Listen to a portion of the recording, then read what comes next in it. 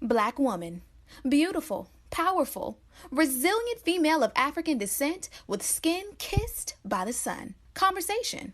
A talk, especially an informal one between two or more people in which news and ideas are exchanged. We love being black women. Black women are ambitious. Black women are confident. Black women are diligent. We are tenacious. We walk out of our houses put together. We are many shades and personalities of fabulous. But we as black women don't talk about our dilemmas, current events, and what's going on every day that affects us. So, we created this podcast as a way to laugh together, cry together, and have an open conversation about life as black women. Oh, that's deep. Black Women Conversations.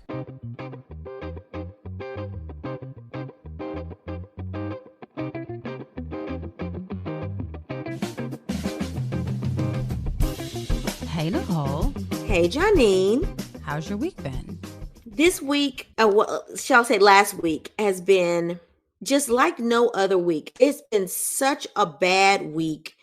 We've been short-staffed. We were short-staffed this week at the job, and it's been horrible. I mean, I can say I finally made the decision to leave my job. I'm leaving July 1st. That's my last day of work. And I went ahead and made a conscious effort to put that in writing and put that in. So I'm somewhat relieved, Janine, that now I need to sort of regroup and figure out what I'm going to do next with my life.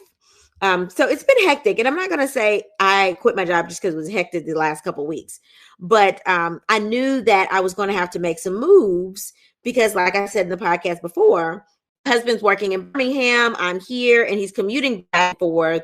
So now we're making a conscious effort to make in the same exact city at the same exact time. So that meant that I needed to be intentional about what my work situation was going to be. So yes, it's been hectic. I've made some life-altering decisions. Y'all just keep me in prayer because at this point, I'm walking by faith, not by sight, because I don't have another job. I do not have another job lined up for July. So that's how my week's been, Janine. How's your week been? Well, let's go back to your week first. I'm proud of you for making life-changing decisions. And one of the things that we keep discussing on this podcast is you have to do what's best for you and take care of yourself. We have to be proud of you for taking the leap of faith, knowing that something will come, knowing that you are super intelligent, you are double, maybe triple board certified. I don't remember which one. You're really good at what you do, and the jobs will come. I'm proud of you for making the decision to take a leap of faith and move on. Well, thank you, Janine. I've been talking about this for a while. So my husband is going to make some decisions about his career path first. And then once he makes some decisions about his career path, then I will make decisions about my career path next. Now, I know what some of our listeners are thinking. Some of our listeners are like, what? Nicole is telling people that she quit her job before she got a new job? What? First of all, don't come for me, okay?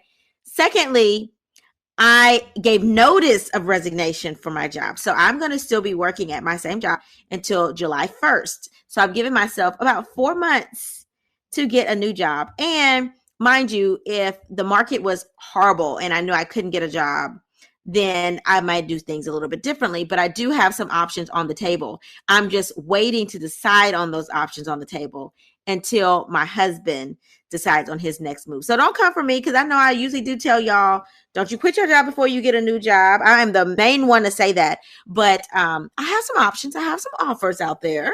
So I decided to take a leap because I didn't want to prolong me having to stay at this job. So if you're in medicine, you know you already have to give sometimes a 60-day notice, 90-day notice, or 120-day notice.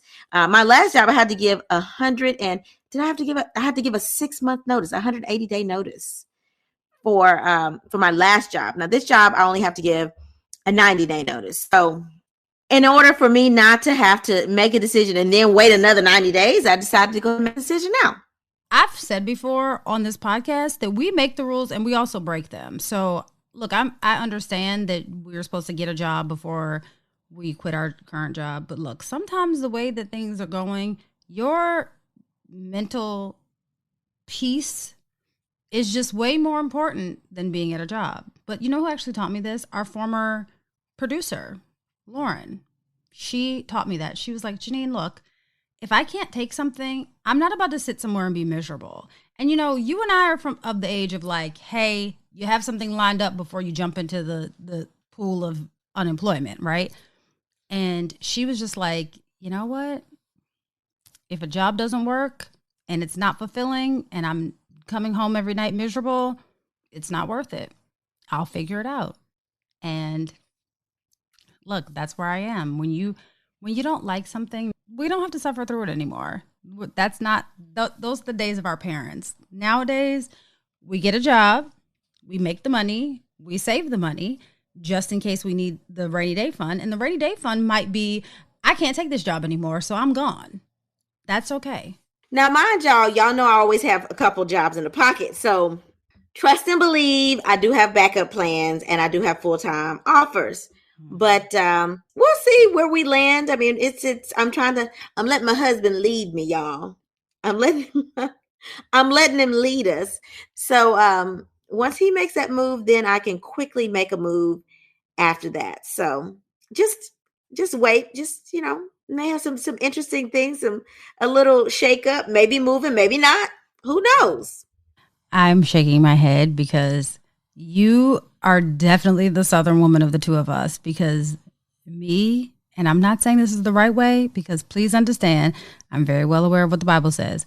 However, the way that Janine is set up, I'm very much set up to the point of, this is what I would like to do. Please don't get in my way while I'm doing it. I have to do better. So I admire you for that, Nicole. Well, thank you so much, Janine. So tell us, what did you do this week? So this week was a little nuts. It was a lot nuts. So there were some like health issues in my family this week. And like, Nicole, because I called you. But yeah, this was the first week that I really thought to myself, like, I'm really no, it's not the first week I thought this, but one of the weeks that I thought to myself was, I'm so glad that I don't have kids. Because there was a point where I was getting maybe 3 to 4 hours of sleep a night, and I still had a lot of stuff to do. So it was a little overwhelming, but there was some highlight to my week. My friend Jenny, friend of the pod, she got married. So I've talked about Jenny before, and Jenny is like my resident white girlfriend, right? And I say that because oftentimes Jenny and I have conversations about how different it is to grow up being, white as opposed to growing up being black. And, she's just that kind of person where, those people that are just like, they don't have like a hateful, racist bone in their body. She's one of them. And she got married to Mark, and he's so dope. Like, I always say, it's always very interesting who people end up with, but those two are like perfect together. And I'm so happy for them. So they got married. Their wedding was beautiful. So congratulations to them. I hope they're having so much fun doing whatever it is that they're doing right now. But yes, they got married. So I got to do that. So that was probably the highlight of my week this week. But I don't really think I did anything else other than stress myself out. But that I actually was not stressed. However, let me say this, and I'm about to tell myself. So I realized this past weekend that I've now become a lightweight. I don't know when this happened. I don't know how it happened. But there was a point, and I probably shouldn't be proud of this or say this out loud, but I'm going to admit it. Like, transparency is key. There was a point in my life that I could drink an entire bottle, shot for shot, of Patron on my own and be perfectly okay and coherent and get to where I needed to get to. I'm not going to say I drove, because that's irresponsible, but, just be able to still be aware and recall everything the next morning. This past weekend, I had 2 glasses of wine, which was really just 1.5 glasses of wine.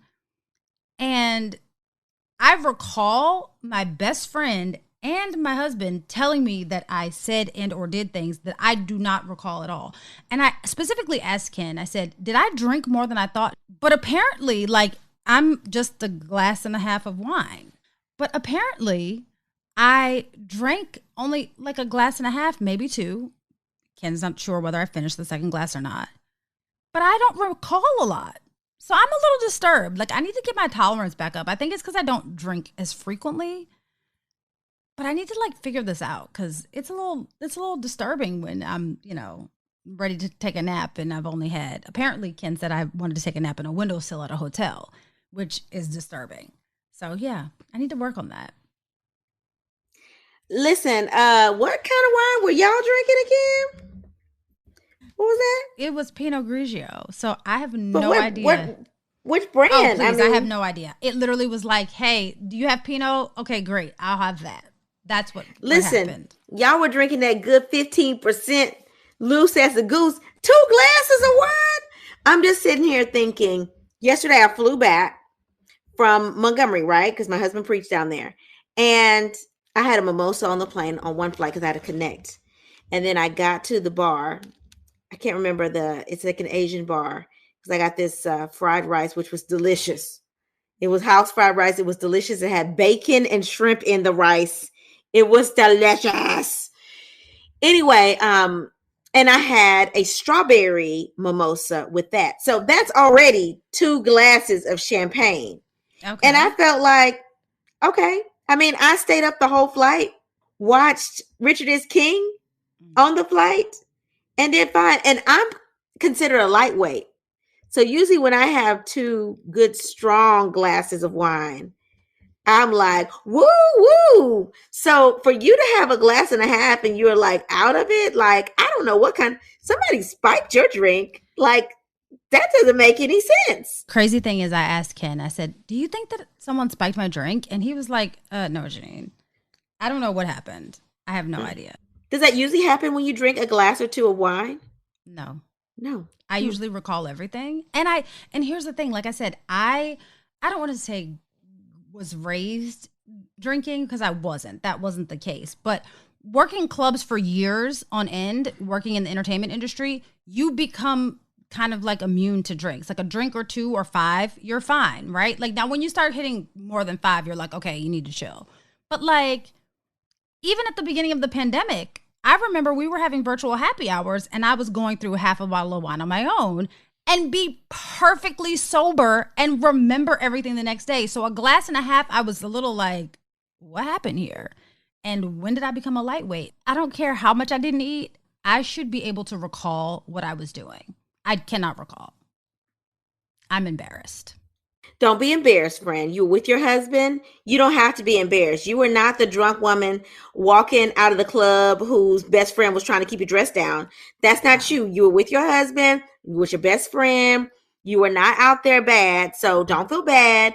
Maybe you, we haven't had many virtual happy hours. If you think about it, the end of 2021, 2022 hasn't been virtual happy hour land. I mean, that was a 2020 thing all the way with virtual happy hour. So it's probably been like a year and a half since you really drank a half a bottle of wine. And honestly, with the new job, you've been super busy. So it's not like you have much time to hee ha ha. So I think you just don't have a tolerance anymore. And Ken is right. If you were on an empty stomach, well, that could explain it. Yeah, look, I'm embarrassed because I feel like my tolerance should be higher. But then I'm also like, well, you know what? It's not very ladylike to drink excessively. So I'm okay with it. But I'm just like, when did this happen? It's kind of like, I feel like I'm getting older. And I feel like the first thing I thought to myself when I couldn't recall what had happened the night before. Now, I didn't have a hangover, so let me be very clear about that. I wasn't like, oh, I have a headache. It wasn't that. But the first thing I thought to myself was, oh my goodness, this is what happens when you turn 40. Oh my God. And you're not 40, girl. I'm not, but that's the first thing that came to my mind. Like, this is what happens when you turn 40. I can't drink anymore. Like, I have to have 1 glass of wine and then I'm done. But Nicole, can we go back to something for a second? Are you supposed to be drinking now that you're about to be a first lady? Jesus turned water into wine and he said, keep the party going. So there's nowhere in the Bible that says you cannot drink wine. You should not be getting drunk. That's true. Okay. You don't overindulge, but you shouldn't overindulge in anything. That's true. Okay. All of that is sinful, not just wine, but listen, There's nothing to say about wine. You know, the good black church will tell you you're not supposed to drink. Now, let me tell you, the one thing that I have learned in my research of the Bible is that if it convicts you, then you shouldn't do it. But that does not convict me, so I can do it. Now, if it convicts you, I will not be offended if you ask me not to drink in your place. But that's not my conviction. So you live by your convictions and I'll live by mine. How's that? All right, Johnny. What is on your timeline this week? Okay, Nicole, speaking of the Bible. So I know that when you and I were raised, we were often quoted the adage, spare the rod, spoil the child. I feel like if I had a nickel for every time that someone said that to me, even as an adult, I would be rich by now. It's like our parents kind of use that as like a permission slip from God himself to spank us. Like, that's how I feel. Like, they were like, you know what? The Bible says spare the rod, spoil the child. So God has given me permission to spank my children. I mean, our parents really took that literally. They felt like if they didn't discipline us physically, then we would somehow turn out to be bad seeds, which clearly was not the case. So for reference, the scripture, which is Proverbs 13:24, in the New King James Version, actually says, he who spares his rod hates his son, but he who loves him disciplines him properly. And for those who like to take the Bible super literally, let me read you the NIV version. And it says, whoever spares the rod hates their children, but the one who loves their children is careful to discipline them. So we were also frequently quoted the Exodus 20:12 scripture that says, honor thy father and thy mother, thy days may be long upon the land which the Lord thy God has given thee. Okay, so basically they used to paraphrase that to honor your father and your mother so your days may be long. We've all heard it. If you grew up in a black household and y'all went to church, you've heard that. And even if you didn't go to church, you probably heard it because people use it all the time. The second scripture about honoring your father and mother, I feel like they use that so that we wouldn't question their poor parenting tactics, because questioning them would be not honoring them. So I feel like it was kind of like a double whammy with that, right? So all the while, our parents were ignoring the scripture about provoking their children to anger. But again, I digress. We won't go down that road. So while some parents, I feel like probably mostly black parents, still hold true to the sparing the rod and still physically punish their children, most parents have kind of seen the effects of physical punishment. And for the most part, I feel like they kind of try to avoid it. I mean, aside from the public shame and the embarrassment, I feel like most people try to avoid physically punishing their children. So as you know, many studies have proven that physical punishment is actually quite ineffective. Rather than correcting the undesired behavior that it's intended to correct, it can actually lead to increased aggression in your children, antisocial behavior, injury, mental health issues, and even some impaired brain development. So it's also actually found that spanking normalizes the act of hitting for children, and it leads to further aggression, and it also encourages conflict between adults and children. So let's put a pin in that for a second, and I will go to exactly what was on our timeline. So I was scrolling through our timeline on Sunday and saw a video that friend of the pod, Griff, posted, and it stopped me literally, Nicole, dead in my tracks. And in this video, you see a young boy, he appears to be 10 or 12, throwing what appears to be like a bottle of lotion at this elderly woman. Well, while he's throwing the bottle of lotion at this elderly woman, he's also kicking her in the stomach. So you see her get up in attempt to defend herself, and you hear him screaming, one kick, that's all it takes, one kick. Now, mind you, if I said those words to somebody that was older than me when I was young, before I could get out the rest of the my teeth would have been down my throat. But again, in this particular video, he says one kick, that's all it takes, as he then squares up and kicks her in the stomach again. And the elderly woman, she falls against the wall. She gets up and begins to attempt to try to put this child into a headlock. But as she's doing this, two other children that appear to be the same age jump into this and start like beating on this elderly woman. So one of the children grabs a pan after being coaxed by the adult who's actually videotaping this entire thing. And she proceeds to try to hit the elderly woman with this pan while the other children are still beating on her, as the woman pleads to the person who is videotaping this, who I'm assuming is an adult, which after reading the article about it, it is an adult, pleading with the person videotaping, please get these children off of me. Please get these children off of me. Now, the elderly lady, you can tell she's super frail, but she's trying to defend herself. And the person that's recording is refusing to help this elderly woman. As a matter of fact, she's basically encouraging the children to continue on with this behavior. This, Nicole, is when I believe in physical punishment for children. The first thing that came to my mind was, if these kids are big and bad enough to hit me, I am big and bad enough to show them how to keep their hands to themselves. I'm not encouraging by any stretch of the imagination physical punishment of children, but I now understand why it happens. I understand that violence begets violence.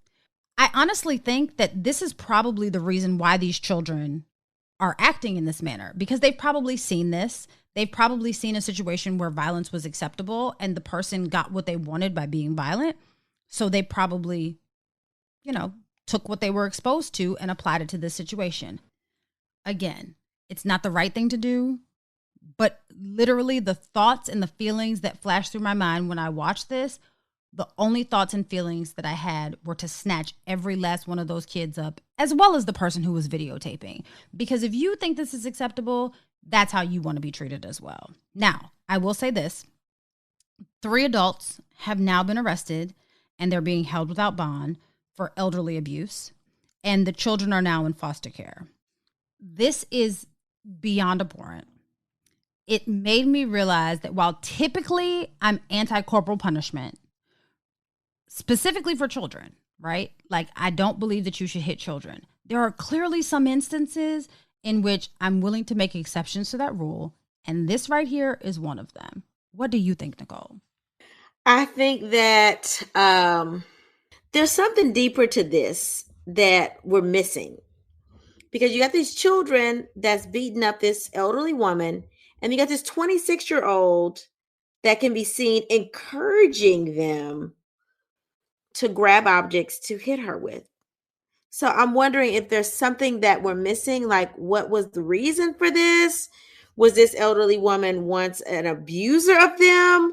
I don't know. I just feel like something had to be missing, because no one with a heart that's an adult could sit there and watch an elderly person get abused. And so I felt like there was something that we were missing. But if we weren't missing anything, and let's say this woman wasn't abusive to these children, how dare they? And shame on the parent, not parent, because it wasn't a parent, but the adult in the room, the adults in the room, for encouraging this kind of behavior. It was almost like they were watching a chicken fight. Like this was a form of entertainment for them, to have these children under their control doing what they probably wanted to do to this elderly woman, but they knew that as another adult, that would be wrong. And they probably thought, if we hit her, we could get jail time. But if they hit her, they're minors, so they're not going to be punished. So they thought that's how the story was going to end. So instead, they encouraged these children to beat up this elderly woman. And I just can't even, I don't even know where to start with that. And why do these children think that it was okay to actually listen to this adult? If somebody were telling me to beat up my grandmother or aunt or anybody in my family, I would look at them like, are you crazy? Like, no. But these kids didn't do that. So it made me think that these adults had some type of control, whether they felt like if they didn't do what they said they were going to do, that they were going to get in trouble or they were going to get abused themselves, or if this was something that they just regularly did. Like, oh, we're just going to do this today, and it happened to get caught on camera, and they happened to get caught. But either way, They all need their tail whooped. From the little bitty baby that was on that was there to the adult. All of them need to be beat. They all should be wrong. And I don't know if I would say this is a case of, sparing the rod, because if these children had some discipline, would they have done this? Or if it's sparing the rod with these adults and they didn't get discipline when they were younger. And that way they feel that this was justified for them to dictate that these children beat up this woman that obviously was defenseless in this situation.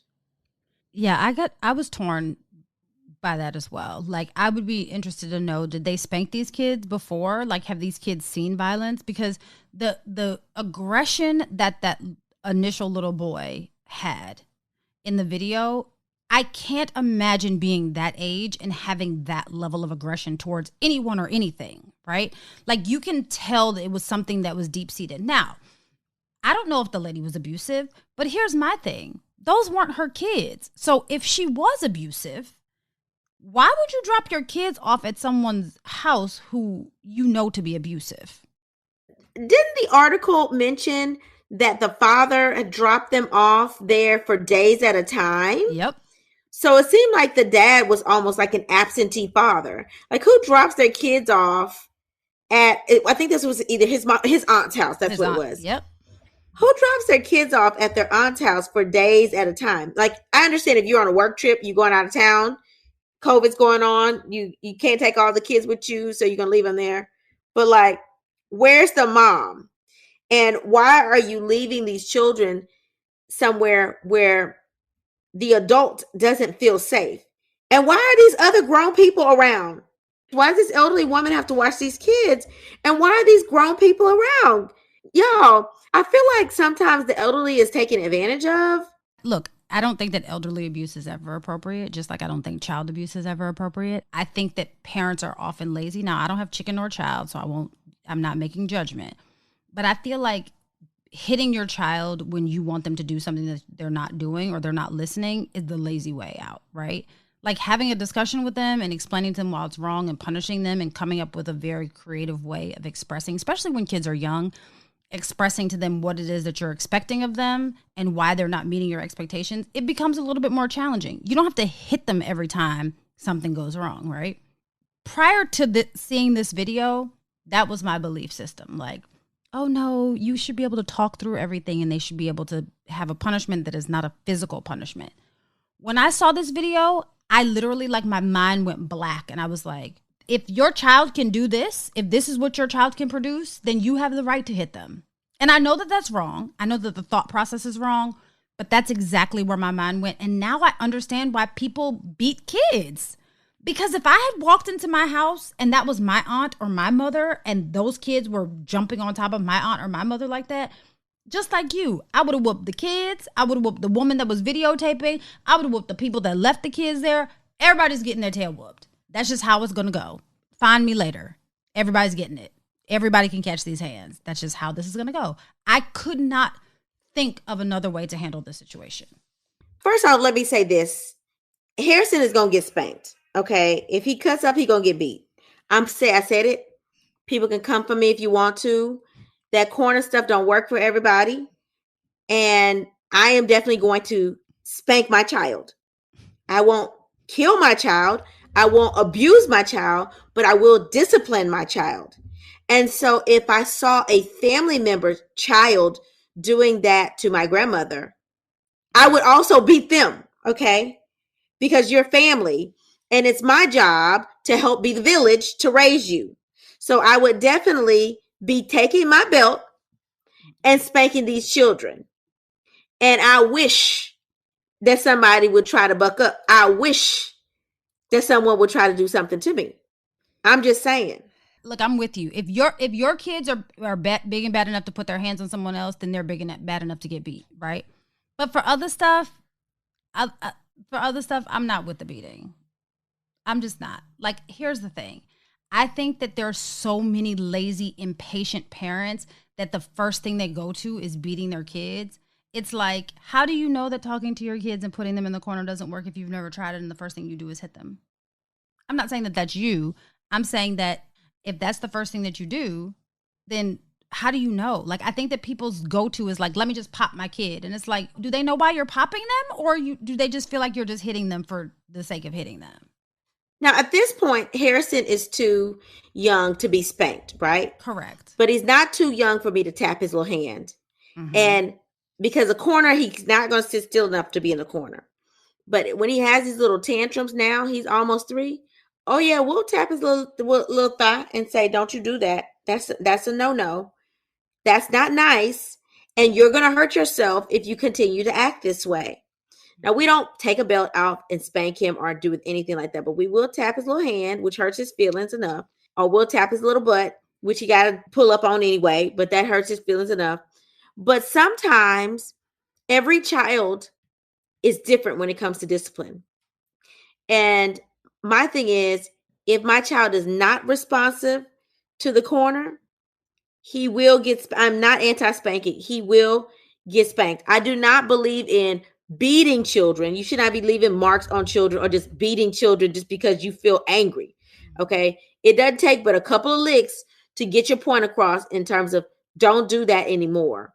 But yeah, if that don't work, you're going to get spanked.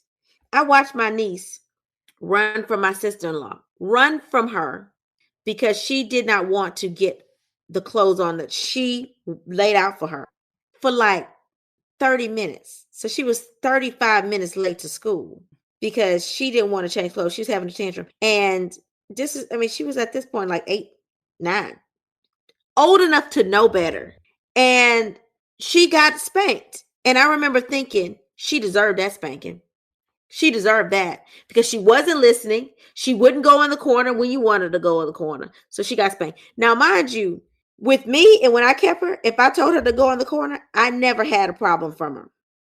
But that's because I think that parents don't like to see their children suffer. Not saying that I do like to see children suffer, but I think it's harder for parents to actually instill discipline when their children start making excuses. Go get in the corner. Oh, well, I got to do my homework. Oh, well, I got to do this. Oh, I got to go to the bathroom, right? So for me, when my niece would act a fool, I would say, you got to sit and you got to write lines. So you're going to write to me these lines over and over again, right? Or you're going to do your times tables. You're going to just write them out. And she'll say, how long? Until I tell you to stop. Or you're going to stand in the corner. You're going to stand in the corner with your nose to the wall. I don't know why she hated that, but she hated standing in the corner with her nose to the wall. And she would act a plumb fool, carrying on. And I say, you've added 5 minutes. And I would be so serious with it that eventually, once she got up to 35 minutes, she realized this woman is not playing. Because I'm like, I can sit here all night long. I'm used to staying up for a living. We can do this. Let's do it, right? But for a parent, they may think, and now that I have Harrison, you may think, I just want to get in bed. I'm tired. I want my me time. Just go to your room, put your bed clothes on, go to bed, and you forget to instill the punishment. But as a parent, we do have to be very diligent in instilling the punishment that we have, whether that's no TV, no video games, no this, no that, no phone. You got to stick to it. If you say a month with no phone, you can't give in after the first 2 weeks. Because that's not going to work. But if you are doing the things that you said you're going to do and it's still not working, maybe a spanking is the next place to go. Don't come for me. I'm just telling you what I'm going to do in my house. Yeah. I feel like once you find your child's currency, so if it's video games, take the video games away. If it's their cell phone, take the cell phone away. If it's the computer, take the computer away. Once you find your child's currency, I don't think that you need to continue to hit your kid. Now, if you have one of those kids that's a little borderline, and by borderline, I mean like they like to try you, look, you do what you got to do to keep your own household at peace. Don't abuse these kids. But sometimes, I'm with you, Nicole, sometimes, especially if you have kids that are like these kids in this video, go ahead, tap, tap, tap. Tap on, because I'm not going to be mad at it. And I'm probably going to say that you should have tapped them earlier because clearly something went awry that got them to this point to make them believe that this is okay. Again, you have to do what is okay for your household and how you keep your kids in line. I don't believe that you should control your kids. I believe you need to keep your kids in line because controlling them is a whole different situation. But you know what's right and wrong, and you know what's good for your kids and what's not. And if it means that you got to tap, tap, tap to keep peace in your house and you're not abusing them, the Child Protective Services isn't coming to your house, and people aren't wondering what's going on with your kids, and you're feeding them and clothing them and nourishing them, and they're not needing to get psychological help from you because of you, go ahead and tap away. I'm with it. And I am anti-child beating. But now, nope. Tap on. Now you have a small window, and these kids have missed the window because realistically, 2 is too young to be tapping or beating your children, right? Or spanking your children. Let's not say beating. Let's erase that word. Spanking your children. But 3 to 5 is that very much so personality development, molding age. And if you don't discipline by 5, it's like over. Like they're a whole person by 5, you know? So you really do have to instill some type of structure in kids' lives before they are 5. And, 5 is the age most kids are starting like kindergarten, right? So that means before somebody else gets a hold to your children and the other outside influences get a hold of your children have to have a foundation at home, and they have to know who they are and whose they are at home. And not saying that children don't go, obviously people start preschool at 3 or 4 years old and then kindergarten at 5. But before that 5, I mean, that's your window. After that, if you have a troublemaker, it's going to be harder to reshape and remold that child, especially once they have their defenses up when they're around other children in school. I agree. Do you remember that when kids used to bite, people used to bite them back and to make them see how it felt? That happened to me one good time when I was a child. I remember it like it was yesterday. I bit because somebody made me mad. I bit and I got bitten back, and I never bit anybody again because you learn real quick, especially when it's not from your parents, right? You learn real quick, that's not acceptable and I don't want you touching me. So I'm going to keep my hands to myself. And that's the bottom line. Teach your kids to keep their hands and their actions to themselves. You can do what you want as long as it doesn't affect other people and as long as you're not hurting yourself. Where did this society go wrong? Where did we go wrong? All right, Janine. So speaking of this grandmother getting abused, let's talk through some letters from our listeners. Why don't we? Let's do it. All right. So our first letter says, Nicole and Janine, I don't know what to do about my job. I work as a middle school teacher teaching algebra. I have several disruptive and verbally abusive students who have now become more physically abusive to other students and more threatening to me. These students are getting into more fights. One particular student has screamed and cursed me out after he scored a D on his quarterly exam. Many of the students enter the class late, causing commotion, making jokes in the middle of lecture. When I try to send them to the principal's office, it always causes a scene because they refuse over and over again until I call the principal to the classroom personally. One student threw his book across the room, nearly hitting me in the head. Ladies, the Lord is still working on me, and I'm trying my best to stay prayed up. But I'm this close to snapping if one of these kids tries to buck up on me. The only reason I stay is because I really love teaching math and feel bad for the students who really want to learn. Ladies, what would you do in my situation? I'm trying not to snap, and I don't want to have to involve the police because we know how that'll end. Signed, Geneva. Okay, Geneva. It's very ironic that at the beginning of this episode, when we were chatting about what's going on in our lives, Nicole told you that she has quit her job. And I say it's ironic because that's what you need to do, girl. Quit this job. We understand that you like teaching math. There's another place that you can teach math.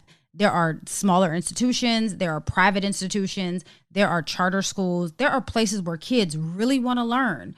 And unfortunately, it's those kids that make it difficult for the kids that can't afford private schools or won't get into a charter school or whatever that are going to have subpar teaching probably because there's not too many good teachers that are about to sit and put up with that kind of stuff. Let me explain something to you.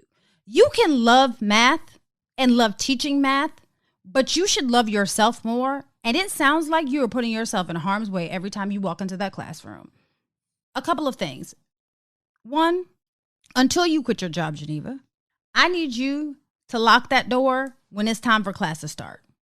Lock the door. They'll stop coming in late because guess what?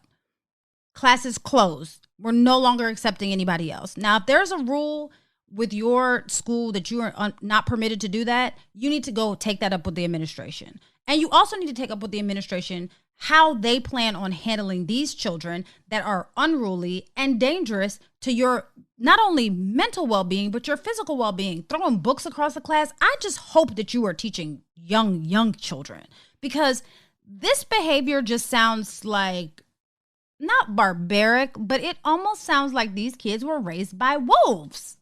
And it's unacceptable. It's just unacceptable. And I'm not going to tell you to sit there and deal with it or talk to the kids and be nice, because we are past that point. You are a teacher. This stuff started at home. Let's be honest. You did not teach these kids how to act. They learned how to act from home or their little friends or wherever they learned how to act from.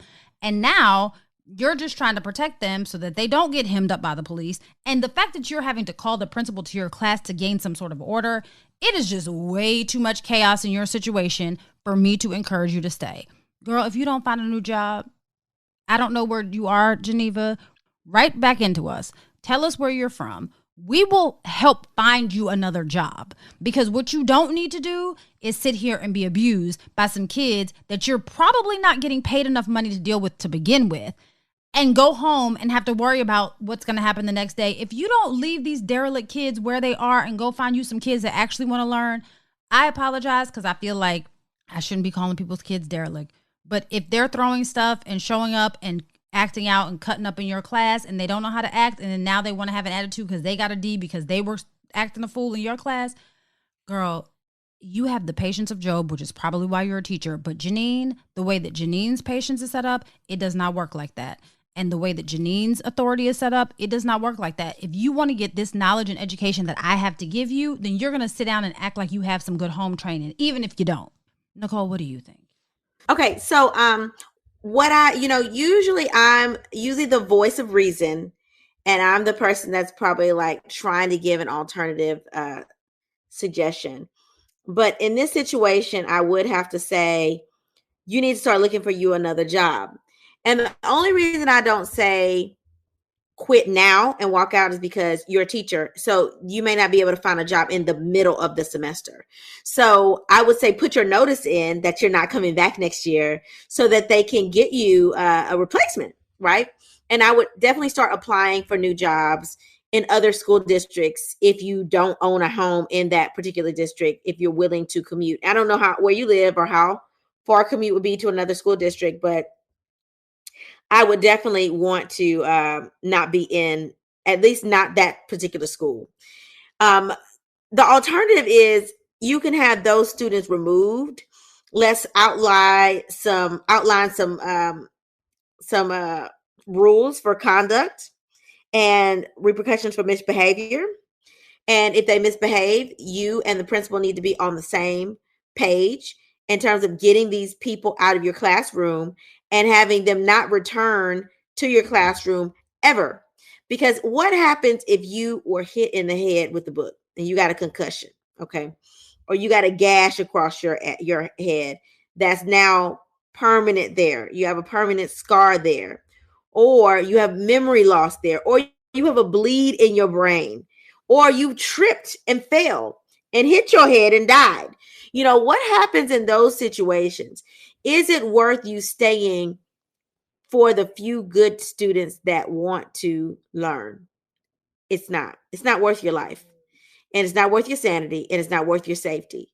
So you do have to get out, or you have to make there be a zero tolerance conduct rule in your classroom so that they can get out. Okay. And you need to have a talk with your principal and say, hey, listen, I'm going to leave, and you're not going to find somebody to be able to stay that's going to put up with this unless you take our complaints seriously. And we want these type of students not to be here. Now, the issue with that type of student is you can have that type of parent too, right? And so the parents are usually unruly, just like the students are unruly. So then you get the child out, the parent that you've been trying to call whole semester, all of a sudden she come up there and she, how dare you, right? Taking up for her child. And her child is going to have a temper just like their mom or the dad has a temper. So you should get ready for that. And if I were you, I would tell the principal, document every time you try to contact the home, document every conference you try to set up with the students' parents, and then document their lack of response. And when they come up there acting a fool, I would say, you need to talk to the principal about that. I've already tried my best to contact you and communicate. You refuse to communicate with me. Therefore, the principal has now taken that over. And if the principal doesn't want to deal with it, let the superintendent deal with it. But the point I'm making is you should avoid dealing with parents that can become irate. Okay. You already see what they've raised. Okay. These are middle school students. These are not elementary school students that still have some development to do. These are middle school. So when I think about middle school, I'm thinking 12, 13, 14-year-old students, teenagers that should know better. Okay. Their parents are going to be just like them. So just be prepared for that. Okay. And let the principal handle it until you get to the situation where you can find it out. And I understand that because schools, switch at the end of semesters, I would start looking for a job now. Okay. If you can switch now, as soon as you get a job, I would say, I'm out of there. But if you're in a financial situation where you can apply for jobs and quit and get out of there, put a 2-week notice in and go, I would do that as well, because your safety is not worth this. Okay. It's not worth this. You can do VIP kids, do some grant review, do something else until you get another job teaching in person. Because this, throwing a book at me, what I would be more concerned about wouldn't be the safety of my safety. It'd be the safety of those kids. Because listen, I'm uninhibited. Like if you throw a book at me, I'm going to snap back. I'm popping back off. You swing at me, my reflexes are coming back for you. I'm going to hit you back. Okay. Yeah, I'm that eye for an eye type person. So I would be more concerned about them and their safety and how I would lose it, not my safety. So I would be like, for the safety of them children, I'm going to get you don't have to worry about me. You don't have to, let me get my stuff and go is what I would do. Just let me and James know where the bail money is so that we can get you out after you teach, because that's what that's about to be. But I'm with you. I'm not about to hit your kid, though. And I'm going to tell you why. I'm not about to hit your kid because I don't want to have to hit you, too. And I don't want to have to go to jail over you and your stupid kid. So I'm not going to hit you. But what I am going to do is I'm going to scare the living Jesus out of you, because I don't understand the concept of people not being able to control their behavior. I don't get it. Unless you have a documented illness, I expect that you, like everybody else in this world, can control yourself. End of story. And if you're 12, 13, 14, I was hoping that these kids were like babies, right? But if they're middle school, I guess you are like 12, right? At that age, you should be able to control yourself. But like Nicole said, if these kids are stank and acting like this, then their parents are just as stank, if not more, and acting like this too. I digress. We're going to move on to the next letter. So my letter says, Nicole and Janine, my son scares me. He's 13 years old, and he's always been a quiet loner. But recently, his behavior has me questioning if I should seek help for him. He generally stays to himself and stays in his room. Recently, when I went in his room, I found several dead birds in a box under his bed. He also almost hung our dog. And when I caught him, I asked him what it was about, and he claimed that it was an accident. The other day, my husband, who works overnights, woke up to go to work, and my son was standing over him playing with the flame from a lighter. We have never hit him or harmed him, so we aren't sure where this behavior is coming from. I'm starting to fear being in the house alone with him. Is this normal teen boy behavior, or should I look into getting my son some help? I don't want to raise a serial killer. Please help, Lenora. I would sleep with the door locked. Okay. I don't play that kind of game. And if you have to even think about whether you should get your son help or not, go ahead and get it. What's the worst that could happen if you get him help? So might as well go ahead and get him counseling. He needs to go to some type of group therapy. Try to figure out if there's some trigger that's happened. Like, has he been abused and you just not know it? Has someone been teasing him at school? Is there something going on in school? Has been bullied? has somebody abused him in the family, I would definitely get him counseling. And I would definitely let the counselor know all of these things that he's already done. This behavior that he's showing is concerning for like antisocial personality disorder. Those children that, set cats on fire, and you always said hang dogs, like they're harmful to animals initially, and then they become more obsessed with hurting and even killing other people. So this to me screams antisocial personality disorder. And I'm not saying that it's that extreme yet. It could get there based on what you said. So I definitely think that you need to seek counseling now. Janine, she say how old this child was? 13. 13. Okay. So yeah, so before, antisocial personality disorder is usually in adults, but before that, what is it? Dissociative Personality disorder. Yes. I just looked it up specifically, and it says that that's about the age that antisocial personality disorder starts in early teens. Yeah, it seems very antisocial, dissociative, and I don't know which comes first, because I can't remember back to med school days, but that screams like textbook definition. So I think you should definitely get him checked out. And obviously, I'm not a psychiatrist. I don't really remember everything from that part of my medical school education, but I do know enough to know you need to get some help. Like it would behoove you to get help now before it's too late. And let's say he goes through counseling and he does fine and nothing comes of it. Okay, well, that's fine. Now you've gotten counseling. Realistically, I feel like everybody should have a counselor anyway. Like, even if you don't have a personality disorder, like just life itself, just dealing with the pandemic itself, it's just stressful. So I don't think that it can hurt anything to get your kid checked out and, get your kid an emotional check-in. And with there being this rise of suicidal ideation and behavior in teenagers, I feel like every child needs like an evaluation every once in a while just to make sure that they're coping okay. Because you could think your child's coping okay, and deep down inside there could be something else going on, and then all of a sudden it's too late. Like there's something that's happened. So I think that you already in your mind know that you should seek help. You just want us to tell you. And so we're here to tell you, girl, go ahead and get your child some help. I just want to say that you're probably correct, that her child probably has some trauma that she might not be aware of, because one of the things while you were talking that I looked up is DID, which is dissociative identity disorder, is specifically what it stands for. And it talks about how it's something that, could be repetitive physical, sexual, emotional abuse, usually extreme, and oftentimes it's something that develops in childhood before the age of 6. So if something had happened to your son, you said that he tends to be quiet a lot. It might be something that he's gone through that you're unaware of. He might not be able to even articulate it, right? Like he might not even recall what happened, but it might be affecting him. The thing about it is like Nicole said, there's no harm in therapy. If you're fine, you can go to therapy, right? Like you might it's a pandemic. You not really adjusting well to the pandemic. I'm having a bad day, got a new job, whatever it may be.